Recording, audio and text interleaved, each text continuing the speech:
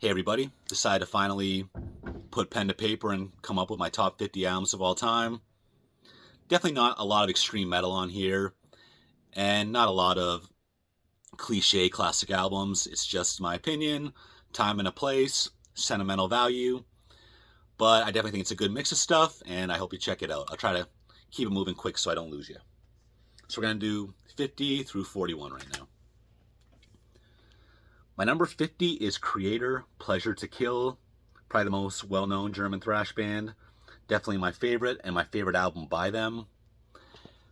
My favorite song here is probably the title track and Command of the Blade. Number 49, Kyuss, Sky Valley. The great thing about Kyuss is it never gets old, and if you put this in the car with, basically any music fan, doesn't even need to be a rock fan, not only will they tolerate it, but they might even ask you, what band is this? So I love all the Kyuss material, but to me, this is their number one and one of the best straightforward rock albums ever. Desert rock, stoner rock, whatever you want to call it. 48, Raw Power by Iggy and the Stooges. This came out back in 1973. Early American punk music. I was kind of going back and forth between this one and the first Iggy Pop solo album, The Idiot, but I decided to go with this one. My favorite songs are Search and Destroy, Gimme Danger, Penetration, and Raw Power. I first became aware of that from the Raw Power cover song on The Spaghetti Incident by Guns N' Roses. I love that cover version too. Just kind of noticing the t-shirt I got on here, Today is the Day, one of my favorite bands. They didn't quite crack the list, but Temple of the Morning Star I think would be my honorable mention in there. On to number 47, Lurker of Chalice, the self-titled album.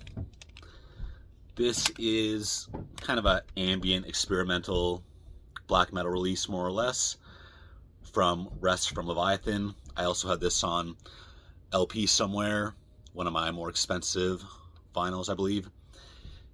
And yeah, this is just a very mysterious release, and it keeps me coming back for more year after year. Number 46, the self-titled album by Kiss. Kiss are one of my top 3 favorite bands of all time, but in terms of album quality, this is their only entry on my list, and I think it's their best one for sure. That's my LP, and here's my CD.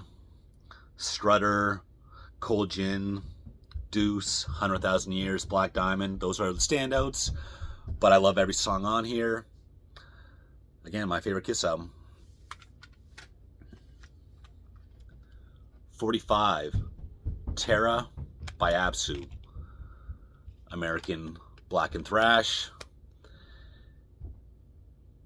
This album just so fast, furious, sophisticated. This album's got a booklet unlike any other. I feel like it's just so long and detailed with the lyrics and the details behind the lyrics and the mythology within. Got this album the month it came out, way back in, what was that, 2001 probably, and one of my favorites. Something different here. My number 44 is Under the Radar by Grade. Grade are a Canadian, well, they were a Canadian melodic hardcore band. They put out a couple things. This was the only thing that I really checked out in detail, but I got this when I was like 16, 17, back in 1999, Victory Records. I fell in love with it, and it's an album that I've been listening to every couple months for many years now. My favorites are probably The Inefficiency of Emotion, Second Chance at First Place, Triumph and Tragedy, A Year in the Past, Forever in the Future. I could go on and on. 43, Spiritual Beggars, Ad Astra. This is the Swedish stoner rock band that's predominantly known for being a side project of Michael Amott from Carcass and Arch Enemy. I believe this is their standout album. But my favorite two tracks are the first two, Left Brain Ambassadors and Wonderful World. 42, Amateurs, the self-titled album, their one and only full-length release. They did have a 3-song EP before this, which I also have on CD. But this was, I think, 2007, their one and only release. It is a project of Nige from Alcest and a woman named Audrey, who has been in, or participated in a couple other metal projects over the years. Put simply, post-punk meets black metal. Got a real urban feel to it, but very dark. I bought this when I saw Alcest the first time they ever came to Toronto. Actually, not the CD, the LP, which I have here. So I think this was the best album of that year, and a classic. So my number 41, and the last album I'm going to look at today, is Foundations of Burden by Paul Bearer. Paul Bearer are probably my favorite new band. When I say new band, I'm talking like formed in the last 20 years, touring, making new albums. It's probably the only new band that I'm really attached to. Like, I'm somewhat invested in the new album when it comes out. Usually it's kind of easy come, easy go. There's lots out there, but Paul Bearer is special to me. If I really had to pick, this is their best album. Worlds Apart, Foundations, Watcher in the Dark, The Ghost I Used to Be. These are some of the best songs of all time, if you ask me.